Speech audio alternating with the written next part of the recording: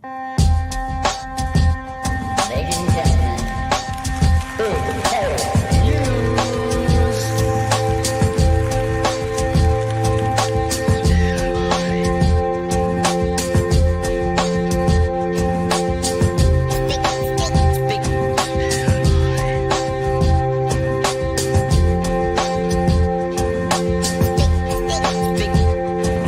news.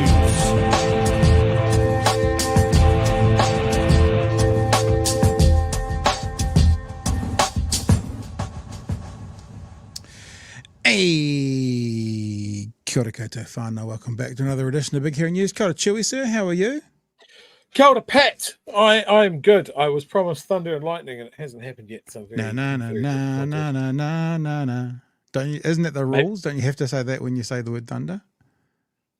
Oh No? yes, you're talking to my bogan heritage, which I suppress. Or as much it as could be possible. very, very frightening. Me, Galileo, thunderbolt and lightning. Either That's way, probably either more one my works. speed. Okay. Doing well? Busy? Yeah, very, very busy day at work, and look, doing what I do, I see the same people a lot. Mm. On the regular, at least every couple of times a month for a lot of them. Yeah. One thing that really bumps me out is when you see a customer that you've known for a long time declining, like just the slide into dementia is upsetting whenever I see it. Yeah, mortality, man. It's pretty ugly getting old. I know about that. Yep, you don't absolutely. yet, Chewy. Young fella. Just a young fella that you are. My knees still work. Thanks so much to all the whānau who have got out there and got on board the merch train that's up and running again now, bhnshop.nz. Little Bird tells me that we might feature in NZ Herald tomorrow's media file about those international companies stealing off us. So look out to see if we are in the Herald media column talking about, us being robbed of dozens of dollars. If you want to be a part of what we're doing, bhnshop.nz, we've got the 4 t-shirts up going at the moment. Nikki No Boats, the Chewy Fufu, the Pat and Chewy, and the Buffer, which I saw a few of those around Waitangi, Chewy, when we were up there. And and I'll try and get the hoodies back on tomorrow. But it's up and running. All the stickers are still there, and we are good to go. We are currently working on 2 new designs, and we'll hopefully have those out to you by next week, some brand new t-shirts as well. Also, I see some people signing up today. Thanks so much if you've become a part of us through, that's one of, there you go. There's a reveal. There's one of the designs we're working on. If you're a part of the Patreon team, a couple of people signed up today, you'll get your shout out next Monday. That's how it works. We do it every Monday. And if you want to be a part of what we do, help us get along with what we're doing, bhnshop.nz is the merch. This one is patreon.com/big hairy news. I think that's all. I've got something I want to share with you, but I think I'm going to bring in our guest to also share it with her to start off with. Something I saw on John Oliver's show this week, which is pretty funny. So why don't we kickstart the conversation from the Greens? We bring in Tamatha Paul. Kia ora, Tamatha. Kia ora. How's it going? It's going all right, man. Kia ora. How's Dunedin treating you? You doing all right down here? Oh, it's been nice sunny weather, not raining. Always. Yeah, I was like, I'm not sure if I'm in Dunedin, but no, it's pretty nice. It's growing on me. It's growing on me, that's for sure. Like a good mold, just grows on you. On the southern side of you normally, though. Dunedin grows on the southern side of you. It actually works kind of somewhat. Hey, Tamatha, it was lovely to meet you up in Waitangi. People who didn't see the photo that we put out, yay, saying g'day up in Waitangi. I watched something tonight. I watched John Oliver's show, and he had something on here, and it's pretty funny, and I'm going to play it for you guys. But I actually think there is possibly some relevance to the struggle, the fight, that some of you politicians are going through at the moment with this current government. A guy makes a little ditty, makes a little tune, sings to himself, records it, and it goes bananas. So that's his song, which is pretty cool. But as one of the loveliest things about TikTok, is then what happens is people pick up on it and they do things like this. Young people who are on TikTok, Chewy, all of us young people, have seen these things and getting our lessons from there. But, that idea about a hostile government takeover, I know it's not the same, but there's some vibes in Parliament at the moment with what's going on there. Tamatha, do you see it at all? What, a hostile government takeover? Yeah. I don't know. I feel like they're really losing it at the moment. I feel like everyone's over it, like in terms of the public. I feel like everyone's over it, so I don't think they're doing it very well. I think they're being taken over by their coalition partners. So maybe that. Yeah. Maybe that. That's true. Yeah. Speaking of, I want to talk to you through this chat, maybe towards the end, about where to from here. What are the plans? And I know you're in the process of drafting some ideas around what to do with what the government is doing with boot camp, so the alternatives. But first of all, I just want to bring everyone kind of up to speed as to where we're at today. On Friday, there was the first official evaluation from government's youth boot camp was revealed. Amongst other things, the first official evaluation of the government boot camp said the military activities like marching are good for teenagers, but noted there was a lack of staff and Māori input. At the same time, Oranga Tamariki said alleged reoffending had occurred. The boot camp's primary goal is to cut reoffending. The agency gave no details on the alleged reoffending other than to tell RNZ it occurred after one or more of the boys left the residential phase and was released to the community, which gets followed up today with a story around the Prime Minister, where the Prime Minister says he's really comfortable with the public not knowing the reoffending rate for the coalition's pilot boot camp program.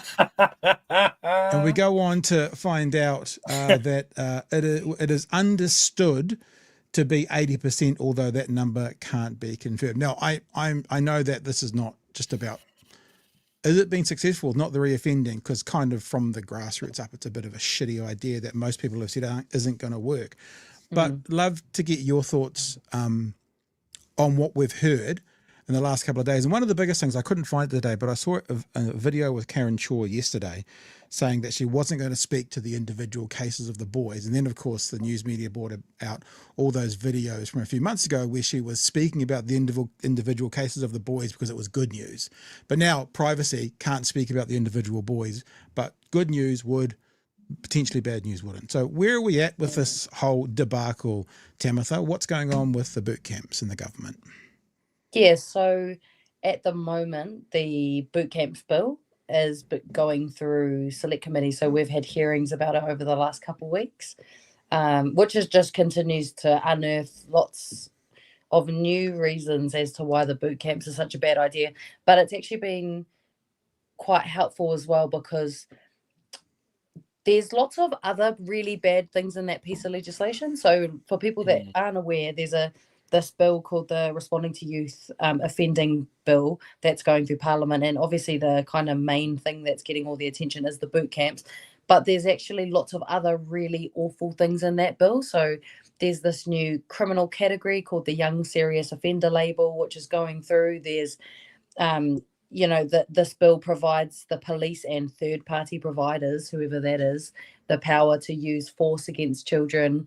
There's, it legislates that kids that are in these boot camps are going to have to wear uniforms, like all sorts of really awful and backwards things for young people who have offended. So, yeah, it's just a shit show. So last week in the House, Karen Shaw said that the reason that she had to do this was because youth crime was at an all-time high, which she had to correct in the House today, because I wrote a letter to the Speaker and said that's not true. That's objectively not true. Youth crime has been decreasing for 40 years in our country. That's just not true. And for the Minister to get up and say that's her reason when it's not true. So she had to stand up and make a personal explanation today to apologise for misleading the House about something that's not true. So slowly you can see all of her reasons for setting up these cruel, inhumane experiments on young people are falling away. I mean, I didn't hear the conversation. So what did she get wrong? Did she say that there's never been more crime, meaning more incidents of crime? Meaning, obviously, back in the day when the population was low, is it a per capita thing that she got wrong? How did that work? So she got up and she said the reason that they are doing the boot camps, like to kind of paraphrase her answer. Yep. The reason that they're doing the boot camps is because youth crime is at an all-time high and somebody had to do something about it, which is just not true. Yeah. Our country youth crime has been decreasing. It's been on the decline. There was a spike during COVID lockdowns because, hey, look what happens when you remove young people's access to their schools, their communities, their sports, all of that stuff. Yeah, that's what happens, you know. So there was a spike during the COVID years, but after that, youth crime continued to decrease. I think there was like 454 ram raids and at the peak lockdown. The following year there was half, and now there's only a really small number. So there's like the sensationalization that is being maintained by our politicians and our media, who continue to catastrophize what is actually getting better and under control. Chewy, jump in. Usually, if someone makes a false statement, you would be able to call them a particular word. There's a word. Which I believe that you're not allowed to do in the house. I'm not in the house. Just saying, you say something that's false, that makes you a liar. There's no way that she couldn't have known that. She just thought she could get away with it. Mm-hmm. Yeah. Yeah. I mean, she's the Minister of Children. She should know that the rates of children committing crime is reducing, you know. But I don't think I'm not convinced that she reads anything that comes across her desk, because if she did, she would know that boot camps are a failure all over the world and here as well, which is why the army themselves wanted nothing to do with this experiment. I mean, how do you square that circle? Like we knew that. We reported that. You guys knew that. You tried to tell them that. Everybody knows it. And I mean, like, how many times have we said this government has an aversion to evidence? It's like they just won't look at it. I guess I'm asking you the impossible to explain why and how they do it. It's just so bizarre. Yeah, it's pretty concerning. We had the Children's Commissioner come and talk to us about 2 weeks ago about this bill, and she said, you know, they strongly so the independent body charged with monitoring the rights and safety and protection of children in our country came and said, you must not proceed with this bill. You cannot proceed. And she just sat there for 10 minutes and laid out every single reason why this bill and the boot camps in particular are so bad, and why they are just take us backwards. Because what I've learned over the last year that I didn't know before is that New Zealand had a really strong reputation for having a really good youth justice system. Like, we have tried things in our country that have worked. So setting up a youth court and also doing the family group conferences as a way to hold people accountable and to resolve the situations that have occurred are really successful and really innovative. And we, you know, other countries would look to us for examples of how to treat young people who had offended. But now, you know, it's just like this government wants to take us backwards. And because I've been digging for about a year now and continue to raise different information that I've found and things that I've heard from young people that have been in youth justice residences and their families, and nothing is ever enough for them to say, actually, let's stop this. And I think that's really concerning when you've got a government that is so committed to fulfilling a promise that they made in order to win votes before the rights of children to be safe from force used against them, to be protected and cared for. They're just completely throwing that out the window. And if they can do it to kids, they can do it to anybody. And I think that's what should scare people. I think when it comes to Luxon being comfortable with us, which is great, I want to know his comfort levels on basically everything. Let's be honest. If the reoffending rates were good, we would hear about it. Of course. They would be singing this from the rooftops. You all said the boot camps wouldn't work. We've tuned out a whole bunch of kids now. They're on the right track. They're in the workforce. They're not reoffending. Model citizens. We did that. You didn't believe we could. Suck it. The fact that they're saying we don't have to tell you, and the Prime Minister is comfortable with that, tells me everything I need to know. It has not been good. No. And going into this, Chewy, they had really clear stats. Just to fact check you, he's not comfortable. He's, quote, really comfortable. Really comfortable. He's actually, quote, really comfortable. He's on his favorite chair at home. He's got his stretchy pants on. The tie is probably hanging up somewhere. He's real comfortable with this. I think it's lovable. If that reoffending rate of 80% that people are talking about, not confirmed, but talking about it, that really closely matches all of the studies, all of the previous attempts at boot camps, the reoffending rate, low 70s, high 80s, in that bracket, every single time we try this again. But they said, no, it's different this time. We've looked at that. It's not going to be the same for our one. That's what makes it different. And it hasn't changed a damn thing. That's why they're not releasing it. Yeah. And also it's like, now the narrative has changed.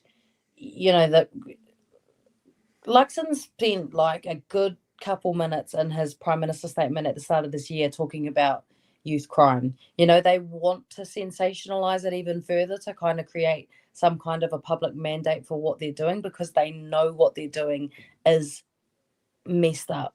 And so like they continue to do that. And even Karen Shaw now, she's completely changed the way that she even talks about the boot camp bill. So now she gets up in the House and she says, I'm not going to give up on these young people. I refuse to give up on these young people. I'm like, they're not the problem, bro. You are. You are the problem, because you keep pursuing failed policy. You know what works. You've got some of the best experts around you warning you against your approach, and you continue to do it. It's literally insanity, just over and over and over again, but she's not willing to listen. And that's dangerous. Again, it's just dangerous. I'm just writing down, you've just made our next t-shirt, Tamatha. You are the problem, bro. Tamatha. $55 coming to a store near you soon. A couple of other thoughts, like Luxon promised that this would be, and we all, nobody fell for this, but he did say that this was going to be the most transparent government ever. We remember that, right? I didn't have a gas leak in my house or something like that. That was something he said. At what point do you turn around and you go, words mean something, man? Like this is why people don't think much of politicians, because they get away with this shit constantly. Yeah. Oh, the thing that I've realized about this government is they're sneaky with words, and they use words to weasel their way out of things that they promised to people during the election and even in government. And this is a perfect example. When I was digging up information on the boot camps, I would send these written questions that we can write as MPs to ministers, and I'd say, how many children are in your boot camp pilot? This is right in the beginning. And they said, there are no children in our boot camp pilot. A child is defined as someone that is, this age and this age. I'm like, okay, whatever, young adult, whatever, like, just give me the answer. And then they'd be like, there are no boot camps. There are military style academies. And it's just like, just give us some information. Like, it doesn't matter how it's put. Answer the question. And right from that point, at the very beginning before the pilot even began, I was like, this is not going to be transparent. This is not going to be honest. And they're going to use every word in the dictionary that they can to weasel their way out of the fact that they're doing something really disgusting and awful, I've got a ponderance, and I'm wondering, both of you can have an opinion on this. To me, it feels like there's stupidity somewhere. Either this government is stupid because they think it's going to work, right? If we agree that this is a vote catch, right? But they think it's going to work anyway. But if they know it's not going to work, then they're treating the voter like they're stupid, because if the voter goes, it didn't work what you promised, the government's thinking that they're stupid enough to be able to push that past them because they got their headlines before the election. Now the outcome doesn't actually matter because they're treating the voters like they're stupid. Or is it something else? I think they think that the public are idiots, and I've said that heaps of times. Like, I think they actually think that everyone is stupid, and that I think it comes back to that whole ethos that Luxon governs from, which is he treats New Zealanders like customers, and he thinks that they're stupid, and that he can have the right lines and the right headlines, and that will get him by. But it's not. He's not running a company. He's running a country. And so it's like, I think they think people are stupid, which they're not. They see people, they see them getting up on the TV being like, you know, we're here for growth and we're going to make jobs and be good for the economy. Meanwhile, everyone is losing their jobs. The mill in my hometown just got, like, part of its function just got shut down, 230 families without a job, you know, like they think people are stupid or ignorant to the reality that they're facing as a consequence of this government's decision. And it's really not demeaning. It's just like, it's really insulting to the intelligence of New Zealanders. I think it's hilarious I when they accidentally say the quiet bit out loud. We're going to play this later on, but the Prime Minister said on breakfast this morning about all the Kiwis leaving. He blamed bad economic mismanagement for all the Kiwis leaving New Zealand, but I don't think he realised that we all think he's talking about himself. I think he was trying to blame the last lot. Yeah, he's right. Correct, but he's just not quite sure why he's correct. Sorry, Cheery, I cut you off.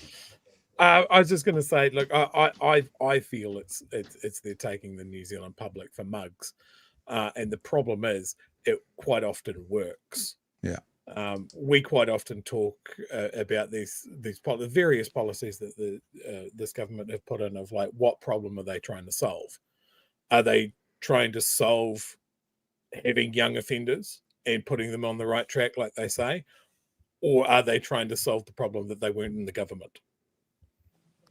And to do that, they need to be performatively tough on crime. They need to hit all those tough on crime markers that have all been proven not to solve the problem that they say it is, but have been proven to really solve the problem that they care about. I'm not in the government. People keep on falling for it. One of the things that we just got a light little bit of criticism from the chat. The annoying thing about this podcast, that's us, is that they read through the super chats after the guest has left. No, I was just actually doing the exact opposite. I was looking in the super chats because there's a couple of questions for Tamatha in there, but I think we'll do that at the end. So over Red Rover, you can just cool your jets. We haven't missed it. No. We know we keep doing that. Don't want to keep doing it. So let's do this then, Tamatha, if you're cool with that. I want to go to your Instagram. I think this is from yesterday, where you put up a post that says, just going to be straight up, there's never been an issue that has affected me more emotionally than our youth justice system and the rangatahi in it. I listen to days of submissions on the bootcamp bill or the ram raids bill, and I go home and bawl my eyes out. You go on in the post to say, I'm working on a policy piece right now that will outline what an alternative to boot camps and youth prisons could look like. Please tell us what your plans are.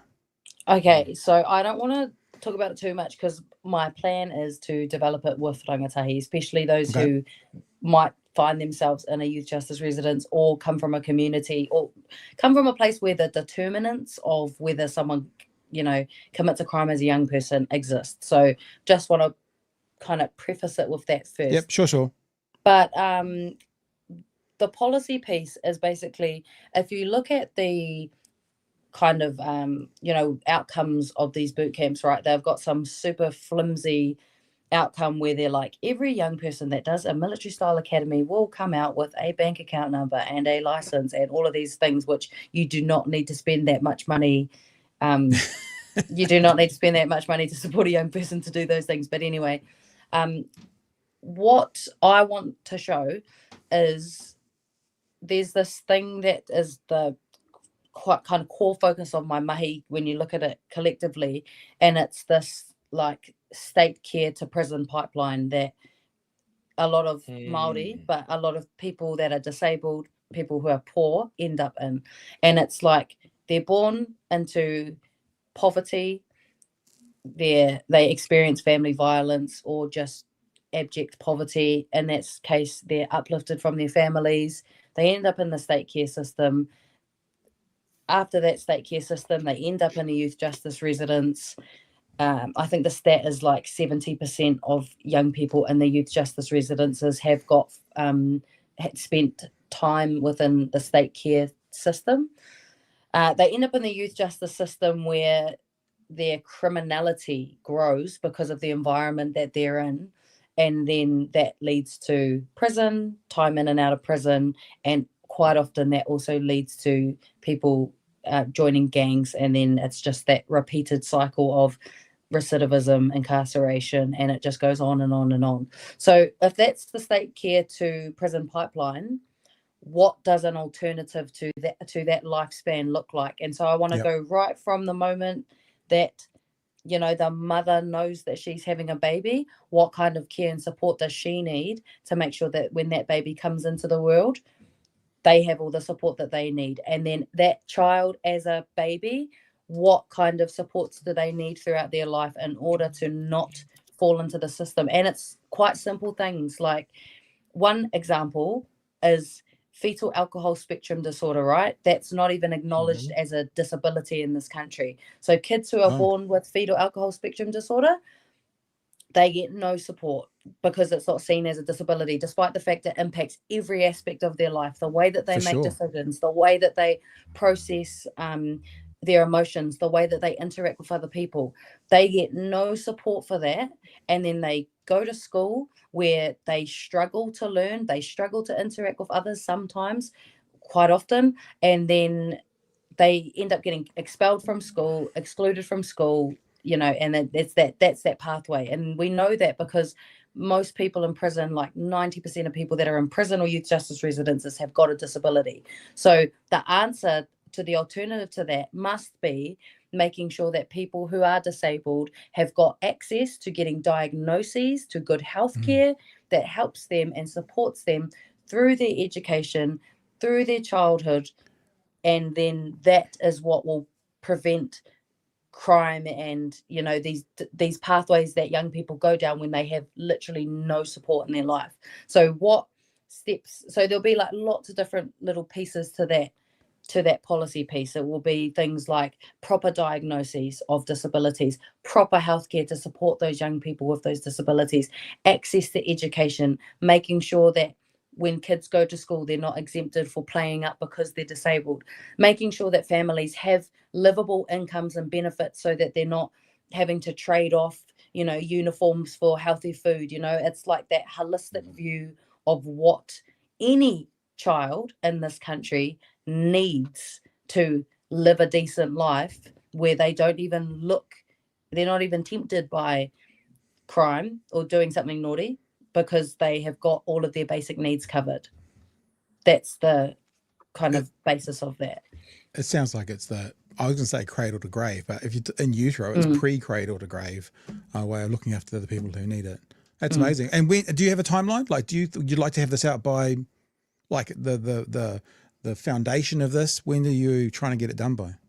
I'm starting the policy piece now, and have been thinking about it for the last 3 months, but only just now after this break, having the mental space to start being more proactive.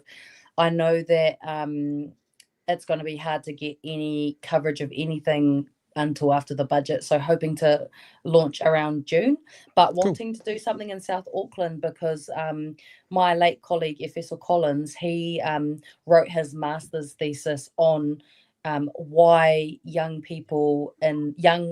brown people in South Auckland turn towards youth gangs. And so Efessor was always really passionate about youth justice and making sure that people understand why young people might commit crime and what we can do alternatively to help them turn their lives around. And so I want to launch that policy piece in South Auckland, where I was born as well, and kind of commemorate his life and his expertise that he dedicated a big chunk of his life to as well. So that's that for now, but I'm real looking forward to it, because we can't just be criticizing and attacking the government all the time. We actually have to be preparing things so that when we are in government, we can put them in place quickly and not waste all our time doing policy work when we're in government. Nice. I think Chewy's got a suggestion of where you can launch your policy from, Chewy? You want to bring that up, that image you have? I do. I saw this on Blue Sky this afternoon, and it was a really that's a mural of Efessor going up in South Auckland at the moment. It looks A, huge, and B, just wonderful. To see that.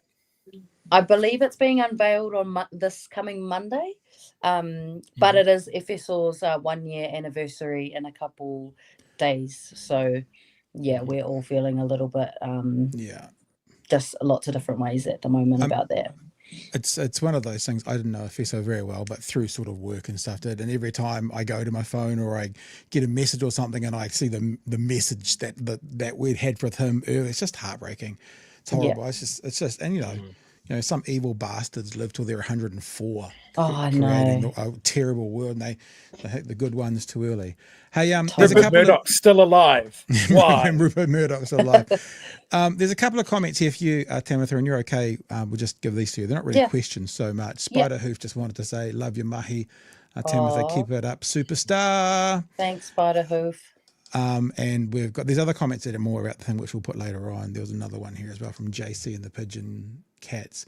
Kia ora, Tamatha. I'm a Greens Branch Coco in the very blue area. We have growing memberships and see many peeps getting involved. We are proud of our MPs and love your work. Keep up the mahi. Whakamā taku. Aw, thanks, JC. And the Pigeon Cats. You remember that. And the Pigeon Cats. They're a part of this. I think that's, I mean, there's lots of, other comments about what we've been talking about. They're ones that are specifically to you though. Hey man, thanks. What are you doing in Dunedin? Are you allowed to tell us? Or just thing? So I'm going to the O Week here. So I'm going tomorrow at the Otago O Week and Thursday, and then I'm going to the Otago prison tomorrow afternoon to do that inspection as part of my visiting all of the prisons in New Zealand. So just that, and also love a little opportunity to spend time with my grandparents who live here in Dunners as well. So and just like on the theme of boot camps, I'm at my granddad's house at the moment, and one of the reasons why I'm really passionate about that mahi is because my granddad was in a borstal back in the 70s at the Waikato Detention Centre, and just some of the stories he told me, like as I was growing up, about those places is just like really awful. So that's kind of a bit of a why behind why I do this mahi, or one of the many reasons why I do it is because, he's solid and nobody deserves to be treated like that, Yeah, and as you said in your post, makes me think of my granddad sitting in Borstal in the 70s, no food, no human contact, showered with a fire hose. He was only a kid. Yeah. Hey man, thanks for joining us tonight. It's always such fun. I mean, the topic's not necessarily fun, but we appreciate you coming on and hanging out with us and feeding us with knowledge. So always happy to come on and have a yap. Yeah, man. Speaking of feeding, you're in Dunedin. Have you had a cheese roll yet? Oh, not yet, but I am definitely keen for one because they are delicious. I do rate them. Okay, so somebody is slipping that they're not issuing them at the airport. I'm sorry. We'll look into that. I thought you had moved from cheese rolls to the shiny fella, Chewy. Aren't you the shiny fella advocate? We should have mentioned the shiny fella. I forgot all about him. And the other thing is, if you're not into the cheese rolls, because it's hot. Oh, go to Patties and Cream and get an ice cream taco. Oh, yeah. Change your life. I've also heard, is it the Friendly Noodle House? Oh, yes. That's a solid Apparently they've been highly rated. So I'm going to go and check them out tomorrow. Friendly Satay Noodle House. Yeah. That's the one. I'm going to go check it out. If you're looking for a drink, head into Woof. You'll find your people there. 100%. Oh, yeah, nice. Okay, shop, guys. Have a good night. All right, Tamatha. We'll talk to you next time. Thanks. Appreciate it. Okay, let's get back to some of these super chats now. I agree with Kiwi Bird. I doubt Karen Shaw reads any impact statements. I think that's very true. I think that statement's actually 3 words too long. For Karen Shaw. Howie, very generous late fee. Thank you, sir. Appreciate that. Woming says the coalition of chaos is morally bankrupt. It's in the ballot. Thank you for your generous super chat. Withholding information is a common tactic from those that want to evade accountability, such as boot camps. Chewy, what you said is so good. If it was massively successful, they would be crowing. They would be going, they'd be going the version of nah. They might actually even do that. 100%. To go, you guys said it wouldn't work. Oh, look at us, we're cool. You're not cool. Also very common when it's a false accusation of someone's actions, evading accountability for their wrong actions. Interesting about evading. we're going to do this story later on about Christopher Luxon on breakfast this morning, and I'll show you something that's fascinating. He has started filibustering. We need to keep an eye on this. So in the conversation I'm going to show you, he says in the space of a 6-minute answer, he says the same thing, I think 4 times, using similar language. And I just wonder, is this a new tactic to filibuster? In other words, I have to be on here for 8 minutes. If I use up 2 minutes of that saying exactly the same thing, then I don't have to answer any of the other questions. It's a really interesting. I'll show it to you when we get to it. Bill says, Darren, missed the start, late again, late fee times 3. Go, Tamatha, get in there. Arr, get in there, arr. The Duke says, Mr. Luxon is being back on track in the room with us right now. And Kiwi Bird just said we should like this chat if you're a Green Party member. I reckon you should like the chat if you belong to any political party. But that's just what I think. Have you ever been a member of a political party, Chewy? I never have. I have not. I will be remedying that this year. Communist? Communist Party? McGillicuddy serious? I think I can't, in good faith, sit here and tell people that they need to get in the game, and the thing that with Labour, the Greens, Te Pāti Māori is that they are outgunned on the money front by such a large degree by the right wing. I have the ability to be able to join a political party and contribute financially. If anybody is in that same position, I think it's a really good idea. I think it's a really good idea. So I've been meaning to remedy that this year. If you had an ounce of class and you like musicals, I could quote some Hamilton to you right now about being outgunned and outmanned, but you don't live in that word. So I'll just give you a shiny fella instead. This doesn't exist anymore, eh? They did it for a while, and then I never got it. Did you ever taste it? Get into it? Have I tasted upon the shiny fella? I have not. Yeah.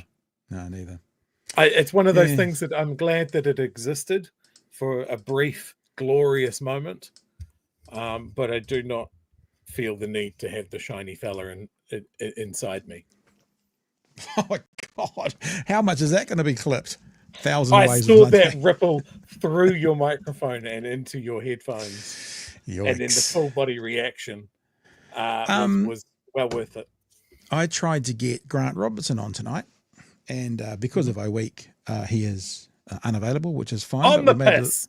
Made a little connection with his office and the media people there, and we'll get him on at some stage. And I was quite interested in talking to him, Chewy, because yesterday there was a bit of an exclusive announcement on 3 News. Get stuffed with 3 Get stuffed, whatever it officially is called. Stuff off 3. That's got it. One stuff off 3.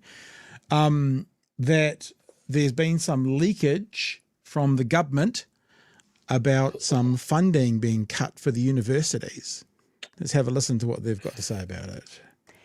3 News can reveal universities are getting ready to cut courses after a leaked budget briefing showed the government plans to end a lifeline funding boost.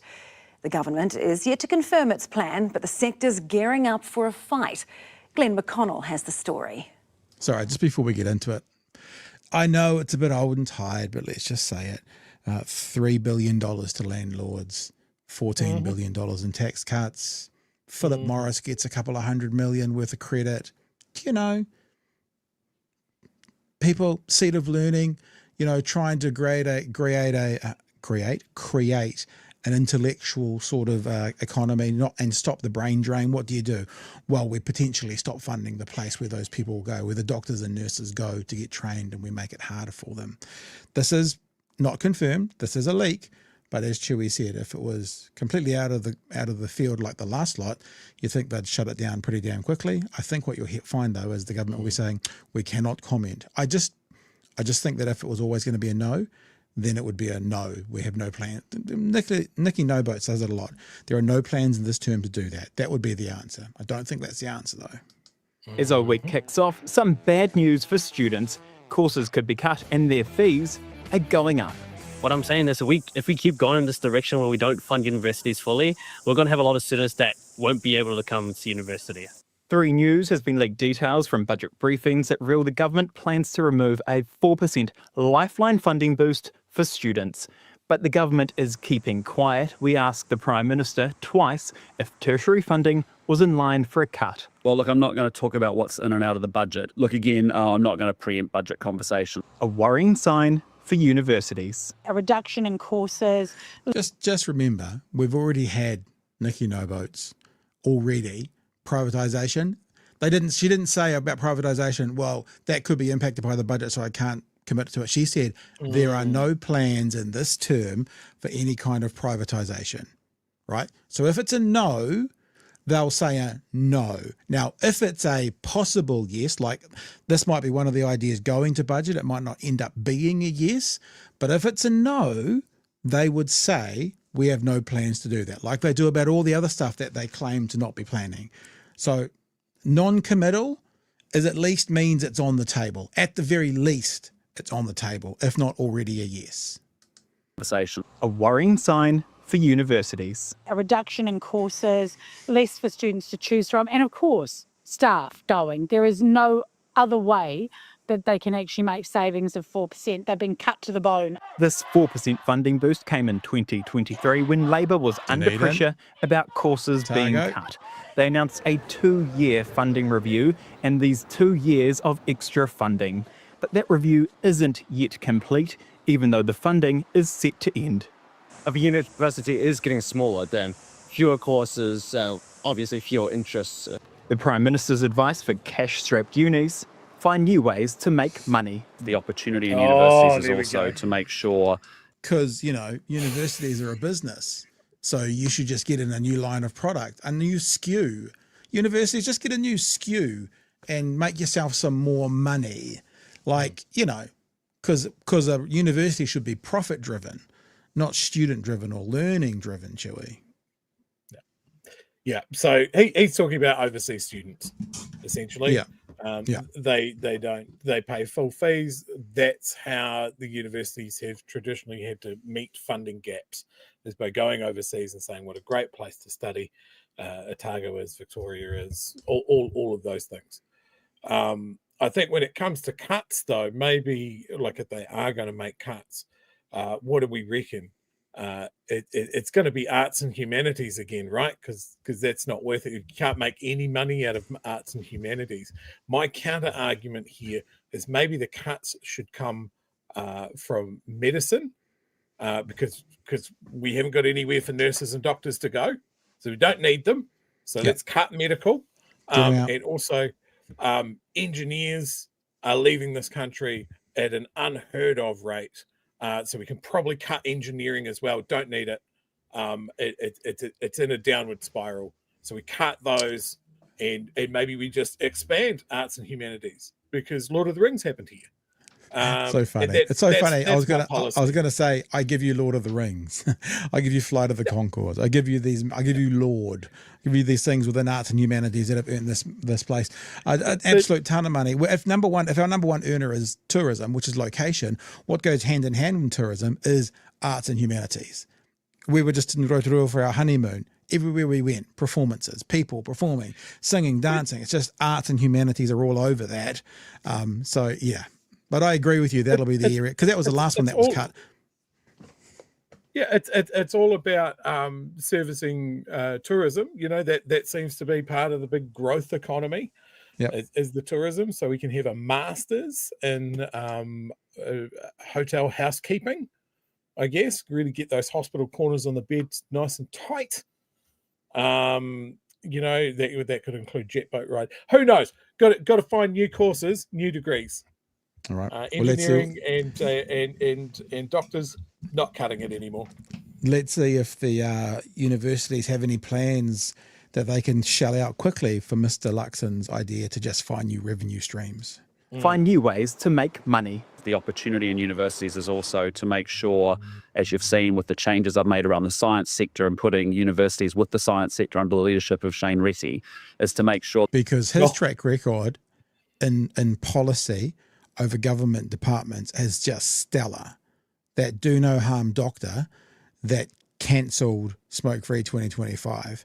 Now, if that's his provenance, if that's his background, then we should just all be filled with the most confidence that he is going to perform well in this sector. Brilliant. That our universities are actually managing their IP in a way that they can actually commercialise their research and development. Universities aren't businesses.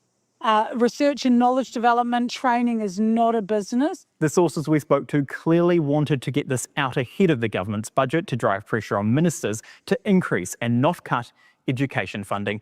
They are calling this a catastrophic and alarming decision. Finance Minister Nicola Willis is set to confirm her budget on May 22. There you go. So there you go, Chewy. We will be here for that. The We will next be here plan, for that budget. The next plan is, cut, get rid of all the spending, money to landlords, money to tobacco companies, cut things like EVs, cut. And of course, it's a little bit like if you've got a chair and you keep taking a nick out of the chair legs. Eventually, you're down to one chair, it's about one leg it's balancing on. You get to the last cut, you got to do it anyway. There's only one thing left. So I guess, at the end, I had someone on Twitter today say to me that they know someone at Parliament that says school lunches are going to be gone by the end of the year. Cut. Landlords, money, I'm wondering, because there were some dramatic changes in tertiary education in the 90s, right? But all the badness really started settling in the 90s. Like, I remember this whole thing of, like, if you wanted to get it, there was free tertiary education. It was fucking hard to get into it. And those degrees and masters and doctorates really had some punch to them if you got them, because it was for an elite few, right, that earned their way into it, or knew someone, I assume. But now we've transitioned into this thing that it's almost a must that you go straight from high school to university, whether you know why you're doing it or not. And you just have like a degree factory. Everybody's getting degrees, whether they're well thought out, whether they're necessary for the careers that they're going for. And I just wonder, is it out of step? Because it looks like the government doesn't want to fund universities. Universities don't really want to go full commercial. They want to preserve the sanctity of what they do, that higher education. But they're stuck in a model where they can't do that. They have to have more and more people to keep the tills churning over. Have we got it wrong? It feels like we have. I was a part of that 90s university life, and the thing that always got our goats the most of all is people were sitting in Parliament who got a free education, then lumbering debt and fees and costs on us, so we could. They were the definition of pulling up the ladder. Yeah. It was, and it's got worse and worse and worse since. So I've got one at Teacher Training College, and first year was free, which is great, but we student loan for her. We can't afford to put her through. I never went to university for a couple of reasons. As an ADD kid, I knew that style of learning wasn't going to benefit me at all. And lumbering myself with that much debt wasn't a good idea. So I went into Polytech and learned broadcasting, which was a fantastic long-term decision. Long-term. Well, decision. look where it's got you, Chewy. You're on the top of the heap. You're on the top of the heap now. Look at that, eh? Just like that. I'm doing a very niche, very regional political podcast. I'm making the big bucks now. But dozens of people are watching. There's dozens of people, Chewy. Follow your dreams. But yeah, it's not working. It's like so many of these experiments from the late 80s and the 90s through the 90s, and this isn't just generally New Zealand, although this is what we're looking at here. There's so many of them that we have enough data now to turn back and go, oh, like we're looking at the last 30 years. Shit's fucked. This hasn't worked at all. Yeah. Wonder what it costs. Like, is there a number we can find? It'd be interesting to know, what does it cost? What do the universities cost to run? It'd be funny if they were like 14 billion tax cuts. What does it cost for Auckland Uni to run per annum? It's got fees and stuff are going to come up, aren't they? Yeah, I mean, there's a comment in the chat there. You know, how about making university free? I think that used to be one of the things that they used to look at. You make it hard to get into university, but you want doctors, right? So, you know, you make people prove that they're the right candidates with their bursary scores and that sort of thing. And then you get them through their education, you train them up to be doctors, and then you pay them to stay doctors in this country. And that seemed to be the idea for those roles. You would put teachers in teachers' colleges, you would put nurses in nursing school and that sort of thing because you needed them. And now it's all out of whack.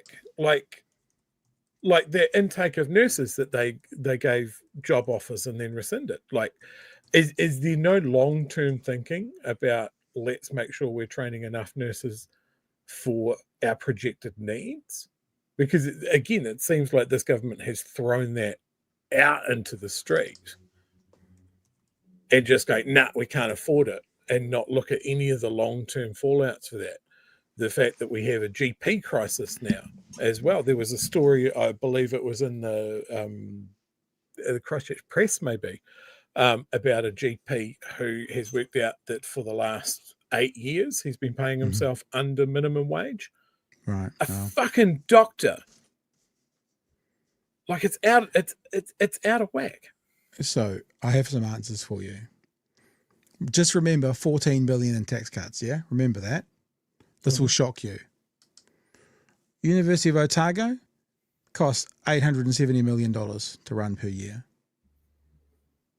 Not even 1/14 of the tax cuts. Auckland, which I think is the biggest, 1.6 billion. No tax cuts. No really tax cuts. No tax cuts. Every tertiary institution free. I mean, I haven't gone through them all. I go University of Canterbury to have a look. Do it live. We'll do it live. Yearly budget. University of Canterbury.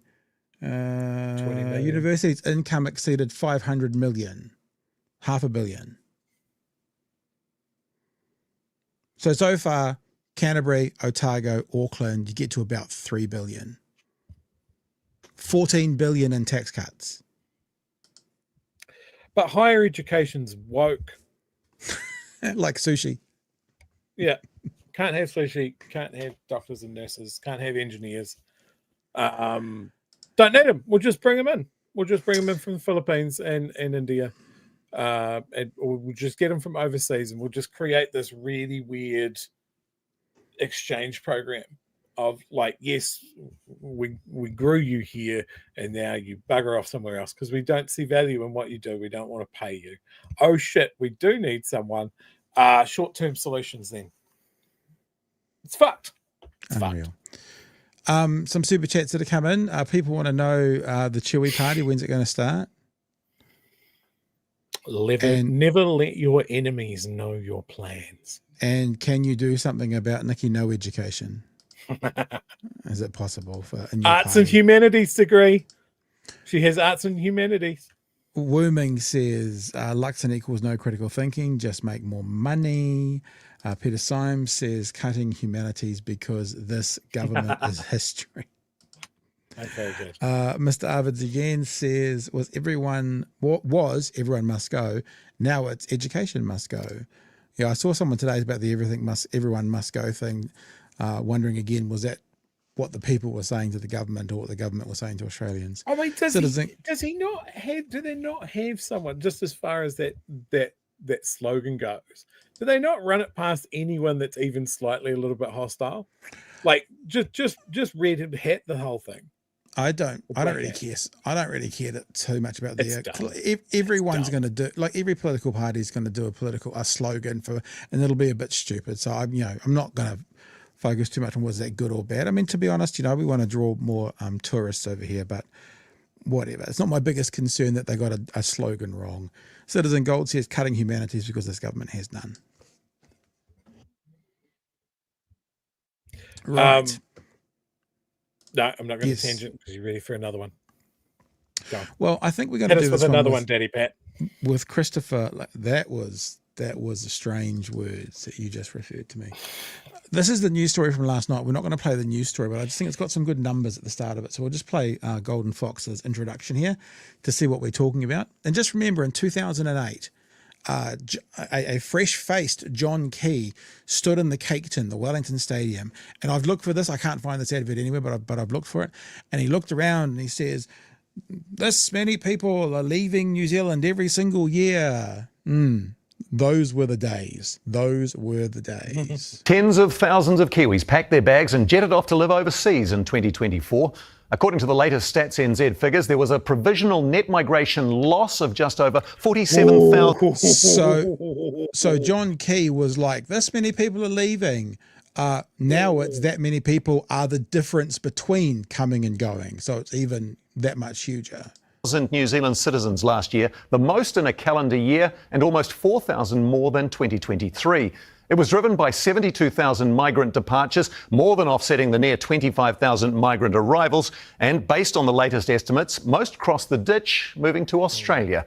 Overall, New Zealand still had a net migration gain of just over 27,000 last year, although this number is considerably down when compared to the gain of close to 130,000 at the end of 2023. Here's business correspondent Katie Bradford. We're not going to listen to Katie. We're going to go and have a look at Mr. Luxon talking about it on breakfast. But there's lots of things about this. Like the people who are supporting 2/3 of this coalition, not by number, but by party, they don't like the fact that there's many, many more migrants coming, international migrants, non-born New Zealanders coming to live here. So this won't go well for them. Tomorrow night, we've got Simon Wilson on. He's done a good article today on the Luxon's slow walk to oblivion or something. We said this in the last couple of weeks that Luxon's losing support from the centre because people in the centre are being like, we didn't vote for this crazy shit. But they're also losing support from the further right because they're like, you're not Trumpian enough, to a point where this article, which we'll talk about tomorrow night, got tweeted out by a certain pile of melting pancake batter saying, I agree with you, Simon Wilson. So that's just evidence as to what we've been saying about the people on the far right are also being lost. Now, they're going to stay on the right, but they'll go to ACT or New Zealand First. So there will be a bun fight at the next election. So what we're going to do to start with, I'm just going to play you a very quick clip. It's only 35 seconds. And, you know, give Mr. Luxon his credit. I think he does accurately identify why so many New Zealanders are leaving New Zealand. Have a listen. New Zealanders leaving at record levels. What do these numbers tell you about life in New Zealand right now? Yeah, what's happened is net migration's actually come down from 128,000 down to just 27,000. So that's all the people coming into the country versus those that are leaving the country. I'm going to beat this up a little bit. This is how he explains it. This is what he does 3 or 4 times. He explains the numbers 3 or 4 times, and it just feels like filibustering. But you're right, within the New Zealand citizens, it's gone from about 43,000 under the last government to about 47,000 under our government. And, you know, that's historically kind of what happens when you get a recession and you get bad economic mismanagement. Yes, Mr. Luxon. We agree with you. We agree with you, Mr. Luxon. That's what happens when you have bad economic mismanagement. Now, seeing you have been so bad at doing this, Mr. Luxon, do you have any solutions for your bad economic mismanagement? Let's have a listen again.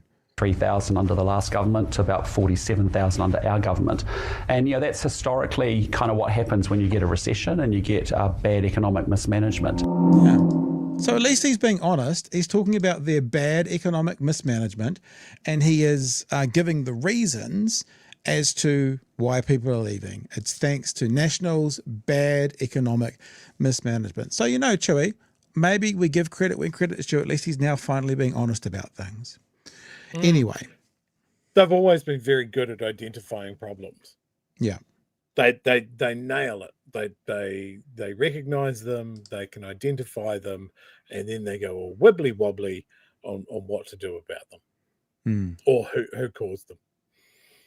Well, he didn't say it was Labor, so I'm assuming he's talking about National bad economic mismanagement. I mean it's impressive, and some might say, dare say, honourable for him to admit. Yeah, I think so too. So we're going to play you a couple of minutes from this conversation later on, because they do their normal toing and froing, and he's not particularly useful in giving answers, but then Jenny May asks him a question. And I think this is a really interesting question. The thing about this is, right, and Luxon can't really deny this, if people had trust in you, if they felt confidence that you, Mr. Luxon, were going to have this shining light on the hill that was New Zealand, it was going to be the best little country in the world and you were going to turn it around, then they wouldn't be going anywhere.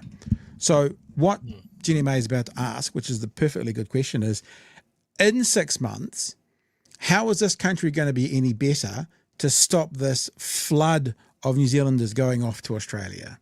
And that's kind of where we pick up this conversation. 72,000 New Zealand citizens left the country last year. So I want to go back to that net migration loss, 47,100 New Zealand citizens. That was the largest on record in a calendar year. So what's going to change in the next 6 months that would convince people to stay here in Aotearoa? Yeah, so when you look... Now remember what she's asked is, she's asked for specifics. What's going to change? So what we want to hear from Mr. Luxon is some examples of the kinds of things that are going to change. The number of Kiwi citizens coming in, Jenny May, from overseas, and then those that are leaving. Sorry, but first he has to explain the numbers again. He's just doing that. That's what he's doing now. He's explaining the numbers. Where you get to the net 47,000, up about 4,000 over the Labor government. He literally said that exact thing a minute ago. He even said that up 4,000 from the last Labor government. So he just explained it again, just in case we didn't miss it from 60 seconds ago. What we've got to do is, as I said, build the economy, rebuild the economy. Yep. But there are some really... Yeah, that's a headline, build the economy. Examples, please. Encouraging signs. If you think about it, just what we've started to see is, agriculture's doing well, tourism's doing well. For the first time, we've seen manufacturing grow. Humanities and the arts, tourism, Chewy. We've seen our services grow across our... Yeah, but what's going to change? What's going to be different in 6 months? What you're saying is what's in the past.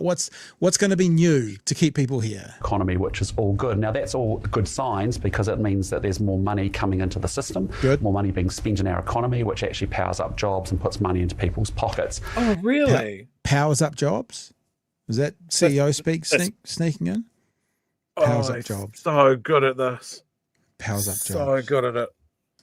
You've seen mortgage rates, average mortgage rates fall for the first time over the last 2 months. You've actually started to see wages for the last 5 quarters being greater than the cost of things going. Still looking for the examples of what's going to be different in 6 months. Like you're talking about stuff now, and that's fine. But we want you to get to the question, which is what's going to be different. Like talk about next, what's happening next.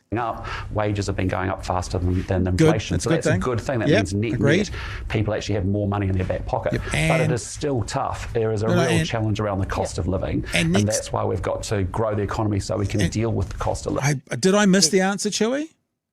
No. I was talking a bit there. Did he give some specific and exacting details about what would be different in 6 months? Or was it just word salad, finish? I mean, you couldn't get away with this at school. Like if you're asked to do like a book report and you just randomly just spew nonsense, you'd be kept after school. Christopher, see me after school. You don't get to go home until you've answered the question. It's a pity that breakfast obviously can't do this. Like we're just going to keep on dumping segments and ad breaks until you fucking answer the question. Yeah, give us some specifics about it. Maybe there's another question though. Let's see if it comes back to it. And that's what we're focused on doing. Yeah, and not only are Kiwis leaving, but immigration is also slowing. Right? I wonder if Mr. Luxon could explain the numbers again now. That would be useful. Right, so we had 133,000 people leave New Zealand last year. So even foreigners don't want to stay in this country. Is this a sign that New Zealand is becoming a less attractive place for people to live? Yeah, Jenny, I'll just say on the stats, there's 2 parts to, I think, in this conversation to keep in mind. Explain One the is numbers. Net migration, which is all the people coming in, the inflows, and all the people leaving, was 127,000, very, very high, too high actually for our infrastructure and for what we were needing. Well, unless you did like things like build hospitals and stuff, then it wouldn't be. That's the point. You're right, it is too high because no government, you guys included, have done anything for the last 20 years.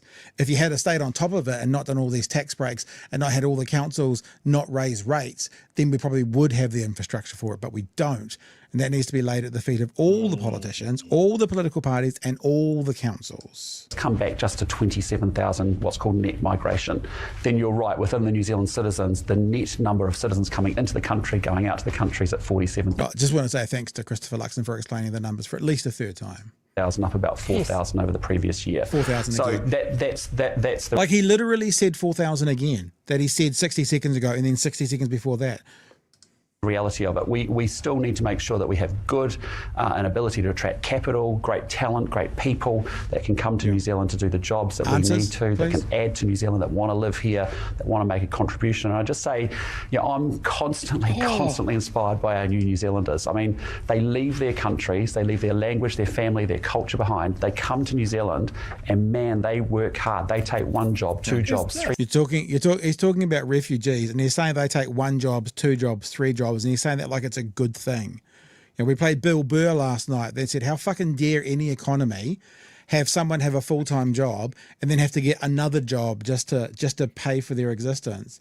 Mr. Luxon is literally... Mr. Luxon... Put two jobs. Uber Eats driver. Put it this way. Refugees get taken advantage of in the workplace. Often language isn't the best. Often they don't know where to go to get advocacy. And what you're about to hear the Prime Minister of our country say, right, he's going to say this, is that these New Zealanders, he's talking about immigrants, he's talking about refugees, he's talking about people who aren't necessarily English speakers, coming in here and working three jobs. He's saying that's a good thing. This Prime Minister is saying new people to this country, aren't they fantastic? They're working three jobs. How is that anything but horrific? Just have a listen to what he says. Zealanders. I mean, they leave their countries, they leave their language, their family, their culture behind. Okay, so he's not talking about white Australians. They leave their family, their culture, their language. That's not someone from Bondi. That's someone from Malaysia or Bangkok or Mumbai, right? That's what he's talking about. They come to New Zealand and man, they work hard. They take one job, two jobs, three jobs to get a deposit for a house or a business, and they work incredibly hard. They get their kids to school, they get them educated, so they're set up for a better future than themselves. I'm sorry to interrupt. A lot to New Zealand. Don't be sorry. And that's not what this conversation is about. The conversation is about migrant arrivals. These are Stats NZ stats. We're 177,900 people, right? But their departures were 133,000. So I was just hoping maybe Luxon could explain the numbers one more time. Yes, there's been a net migration gain of 30,600, but they're still leaving this country. Kiwis are leaving, migrants are leaving. So, is New Zealand becoming a place that people just don't want to live? No, New Zealand's becoming a really attractive place in a world that's full of great uncertainty. But right, that's gaslighting. That's like saying you've just been given the information that a huge number of people are leaving. And it seems like they're leaving because they don't want to be here. Is that right? And he's basically saying, no, all those people who left want to be here. This is gaslighting. This is him getting the facts and then saying white is black or wet is dry. It's literal the definition of gaslighting. Jenny May's just explained again the numbers, and hopefully Luxon will explain it for a fifth time to us, and said because all these people are leaving, it looks like that people don't want to be here. Is that right? And he says no, they want to be here. Then why are they leaving, Mr. Luxon, if they want to be here? I think the other great comment there is people are attracted to coming here, not because New Zealand is a great place to live, but because the rest of the world is going to hell in a handbasket. Yeah. Like, he's not talking about our wages are really strong. Like, you talk to anybody in whatever industry you work in, whatever field you work in, compare what you get paid to do that overseas. That's why our nurses are leaving. That's why our cops are leaving. That's why our tradies are leaving. Why our engineers are leaving. Like, last one out, turn out the light. Why would you become a junior doctor in this country? I see the police are recruiting. Why would you become a policeman in this country when you know that the government is still stalling on their pay negotiations? Mm-hmm. People are coming here because where they're from is worse comparatively, not because we're a great place. All right, let's go. Let's get to the end. We'll try and get to the end of this. I mean, I don't know if I can possibly let Luxon have any more than 30 seconds at a time, but we'll give it a go.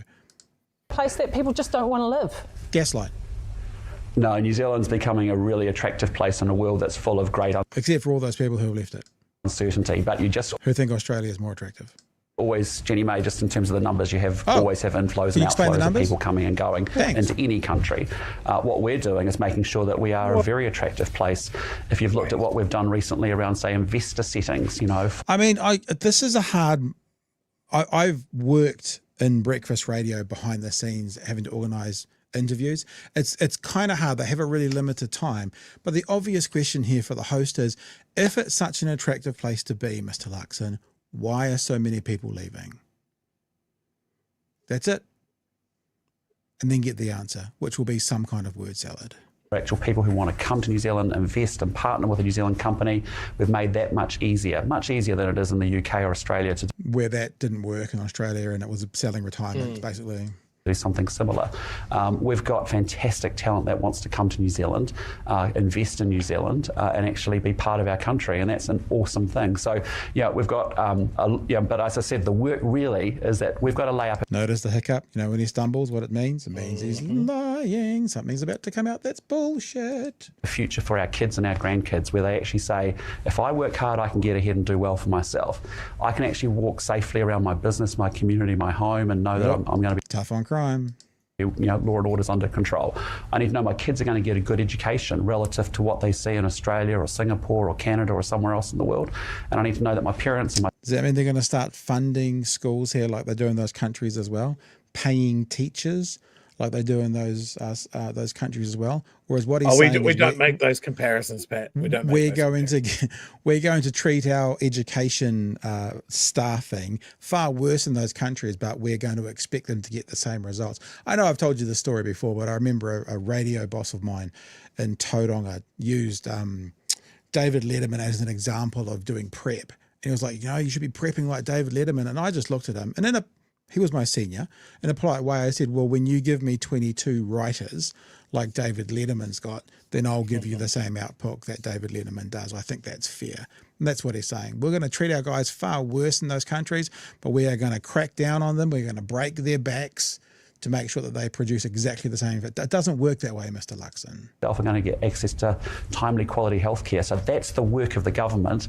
And that's why you've heard me say since I've come here from day one, we have to rebuild the economy to lower the cost of living. We have to have law and order. And we have to have better public services and health and education. Better public services, true. That's why we're getting rid of all those backroom people that are impacting the front line. I've got one more clip to play you. What I've done is I've actually taken him repeating himself those 4 or 5 times and just put them back to show people in case you missed it. But before I do that, Chewy, have at it, sir. Laser focused on the cost of living. Yep. Prices coming down. Yep. Downward Monthly pressure food on rent. price rise, largest since 2022. It's gone up 3%. Yeah. And the concerning thing is it's all on staples. It's all on those core things we need. It's not luxuries. It's the stuff that they track for the CPI, stuff like bread, milk, you know, all of that sort of stuff. It's all gone up. And so, you know why? Do you know these why? guys, because they're full of shit, Pat. That I can tell. Actually, Luxon told us why. They don't know how to fix this. But Luxon told us it's because of bad economic mismanagement. That's why it is. So he's told us. He's been honest with us. It is so clear, and it is clear every time they roll out a new policy, every time they make a cut, every time they blame someone else. These guys use words like they don't matter, that they don't mean anything. They'll just hit their buzzwords. Please don't look this up. Please don't Google what I'm saying.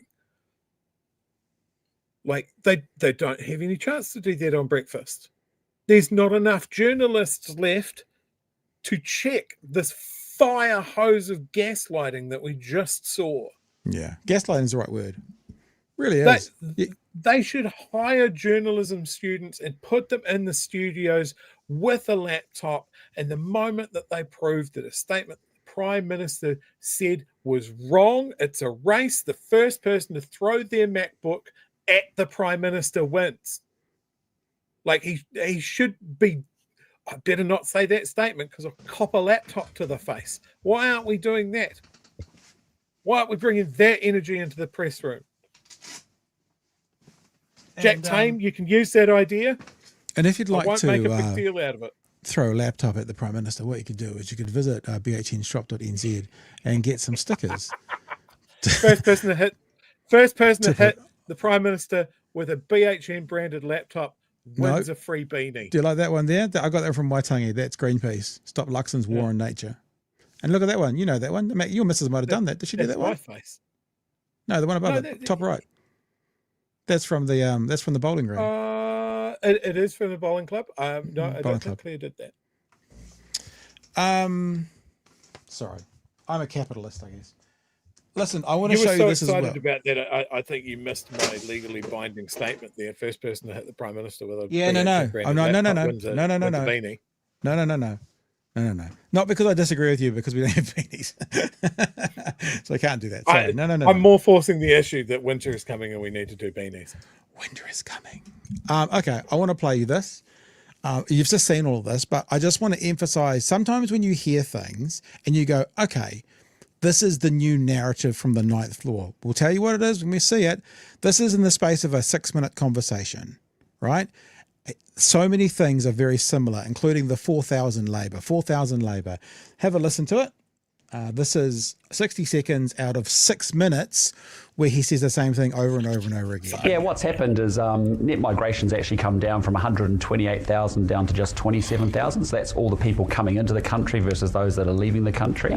But you're right, within the New Zealand citizens, it's gone from about 43,000 under the last government to about 47,000 under our government. Yeah, so when you look at the number of Kiwi citizens coming in, Jenny May, from overseas, and then those that are leaving, that's where you get to the net 47,000, up about 4,000 over the Labour government. Yeah, Jenny May, I'll just say on the stats, there's two parts to, I think, in this conversation to keep in mind. One is net migration, which is all the people coming in, the inflows, and all the people leaving, was 127,000, very, very high, too high actually for our infrastructure and for what we were needing. That's come back just to 27,000, what's called net migration. Then you're right, within the New Zealand citizens, the net number of citizens coming into the country, going out to the country is at 47,000, up about 4,000 over the previous year. No, New Zealand's becoming a really attractive place in a world that's full of great uncertainty, but you just always, Jenny May, just in terms of the numbers, you always have inflows and outflows of people coming and going into any country. I mean, really? I actually don't even know why he would repeat that. Like 3 times, it was basically exactly the same script, 47,000 up 4,000 from Labour. I don't know why he would do that 3 times in the space of about 5 minutes. I do genuinely wonder if he's like, I don't want to talk very much today. I don't want to be challenged. So I'm going to use 90 seconds up saying the literal same thing again. And it's weird. And it's patronizing because you can cover off that thing in the first 8 seconds of the interview and then move on. But he kept coming back to it. And even though he came back to it, it was like he was still saying, yeah, we're 4,000 worse off than Labour.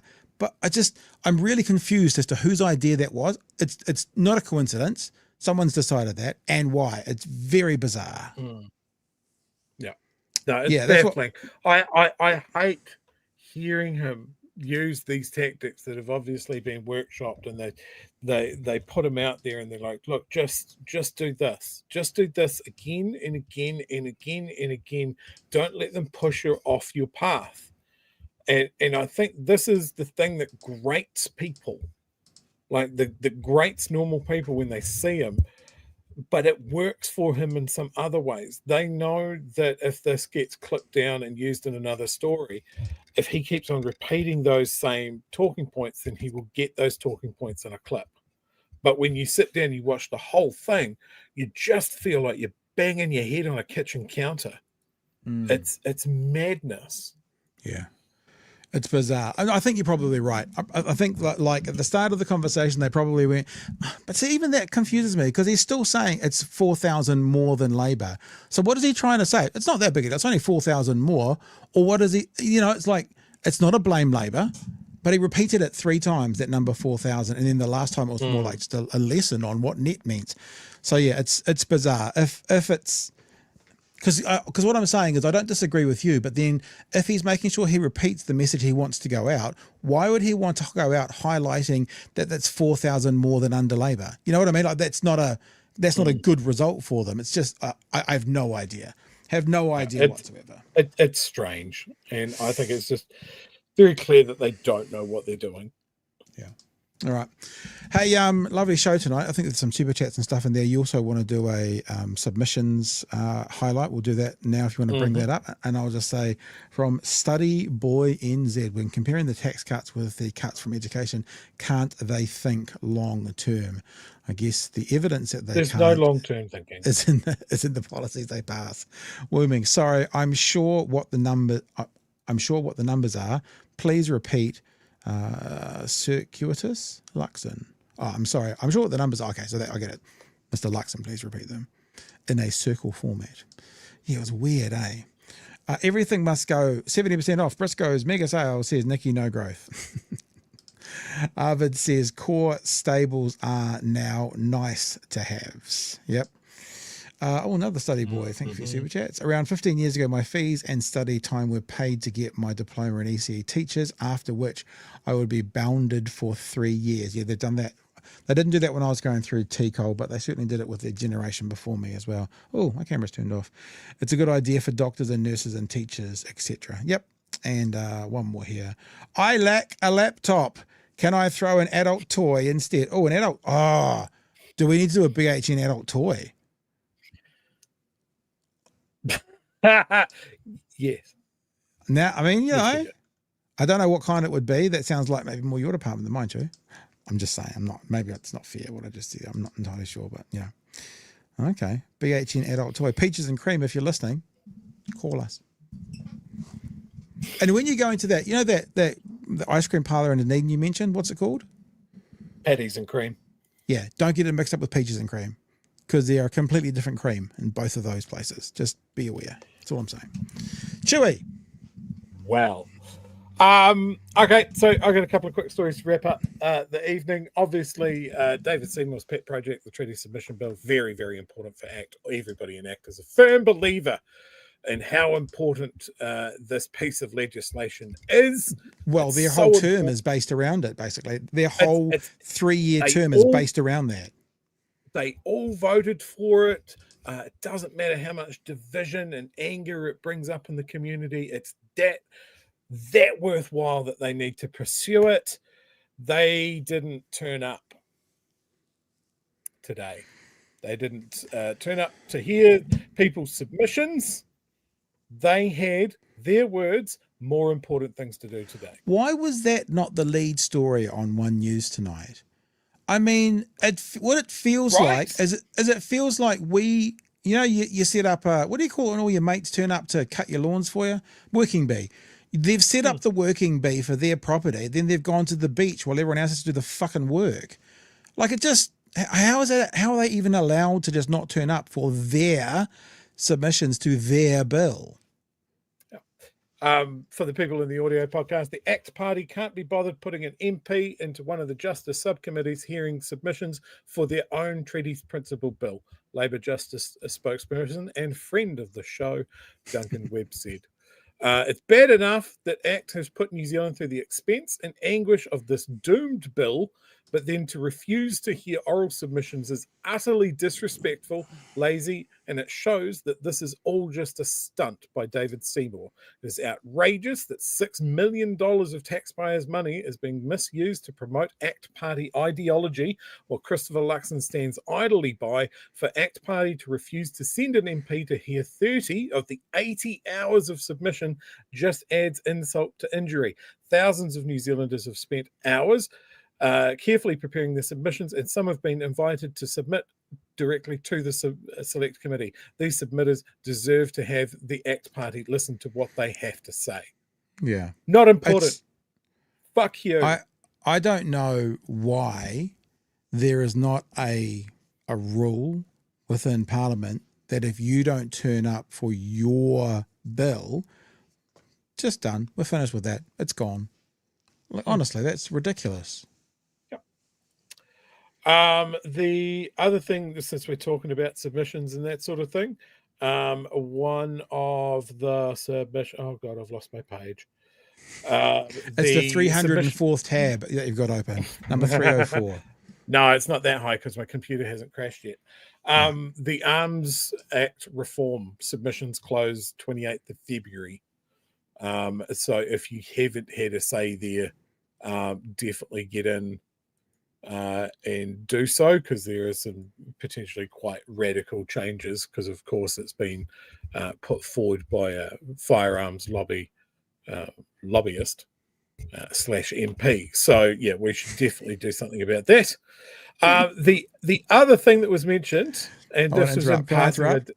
Can I interrupt? Yeah, go on. Axe Party, they weren't there because Gareth says... Who's that? Who's that? Their former president, their former party president and pedophile. That made me laugh, Gareth. Thank you. There was a comment in passing that I can't recognize my wife's art. If that is the case, it's because she does so much of it. That's cool. This is her most recent mural that went up in the weekend. My favorite part of this is the little hairy knobbly knees. That's exactly what I was going to say. The knees are what I'm drawn to. There's always something that she does that I pick out of her murals that I'm just like, oh, that's adorable. There was another one. Oh, yeah, that's the behind the scenes. I love this one as well that she did the other day. So crocodile with furry pants and a pink t-shirt that says a whole vibe. That is the vibe, my fam. Where's that? I don't know what street it is, but it is down by Pack and Save. It's on the side of the railway that goes through. There's a street that's all covered in murals. Pretty horrible wall to paint on by all accounts, but it is absolutely covered in graffiti. And so my wife took a whole bunch of kids down there to learn how to do graffiti, and that's what she did. There you go. Some fans. But yes, I'm not a bad husband that can't recognize his wife's art. Thanks for joining us tonight, Whānau. Real quick reminder that the merch store is open and running, and we've already said anyone who buys product in February will get stickers thrown in to their purchase for free that match the merch that you buy. So if you buy a Nikki No Boat, you'll get a Nikki No Boat sticker. If you buy a Chewy Fufu, you get a Chewy Fufu sticker. If you don't know what Chewy Fufu means, if you go into the actual thing and have a look, there's actually a video here of Chewy blowing his fufu, because we thought we should actually make sure people understand what we're talking about. The Pat and Chewy will throw Pat and Chewy in the buffer. We'll do that. Sorry, Chewy.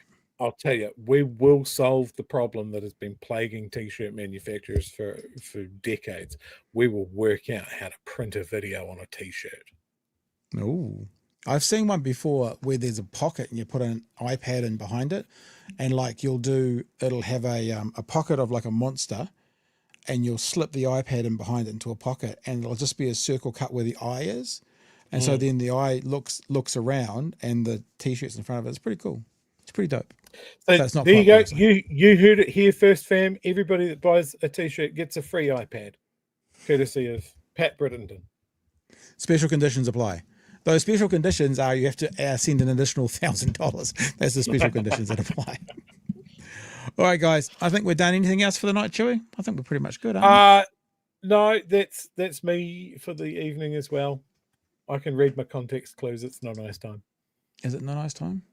Well, you know what that means. You know what that means for me. It's time for me to sit in the studio and edit. Woohoo! That's what we do.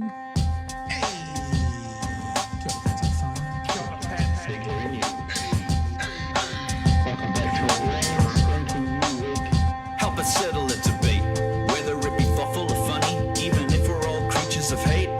It's a fine line that we're walking together. For better, push aside the temptation to berate. Let's take a note of the corners we stand in. As many points as the hairs on my chinny chin chin. When the news that we're watching is hairy, knowing all the things that we need